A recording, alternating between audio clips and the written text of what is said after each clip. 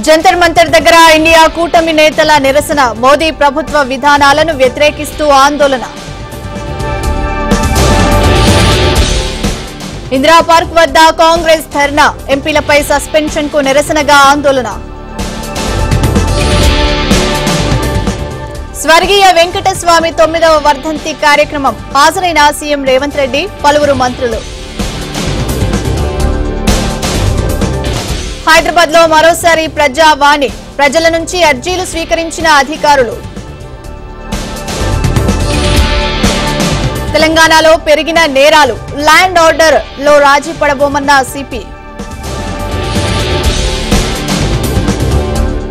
ఏపీలో ఉధృతమైన అంగన్వాడీల నిరవధిక సమ్మె, నిద్రపోతున్న సర్కార్ మేల్కోవాలంటూ నిరసన. హ్యాట్రిక్ గెలుపు లక్ష్యంగా రంగంలోకి బాలకృష్ణ, హిందూపురంపై ఫుల్ ఫోకస్ చేసిన టీడీపీ ఎమ్మెల్యే. కర్నూలు జిల్లాలో అధికార పార్టీ నేతల అరాచకం, యాత్ర పేరుతో రహదారిపైనే బహిరంగ సభలు. సింగరేణి ఎన్నికల్లో చేతులెత్తేసిన బీఆర్ఎస్, పోటీ నుంచి తప్పుకోవాలని నేతలకు కేసీఆర్ ఆదేశం.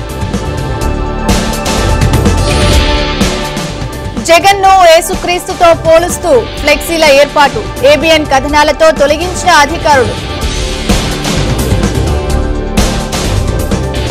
చంద్రబాబు నివాసంలో నేటి నుంచి యాగాలు, పూజలు, హోమం. పూజల్లో పాల్గొననున్న చంద్రబాబు దంపతులు. దేశంలో పెరుగుతోన్న కరోనా కేసులు, తెలంగాణలో 19 కేసులు నమోదు.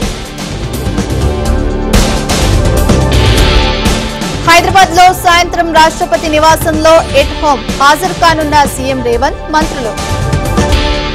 నాంపల్లి కోర్టు ముందుకు బిగ్ బాస్ పల్లవి ప్రశాంత్ కేసు, బెయిల్ పిటిషన్ పై కాసేపట్లో తీర్పు. తిరుమల శ్రీవారి వైకుంఠ ద్వార సర్వదర్శన టికెట్ల పంపిణీ, భక్తులు భారీగా పోటెత్తడంతో రాత్రి నుంచే టోకెన్ల జారీ.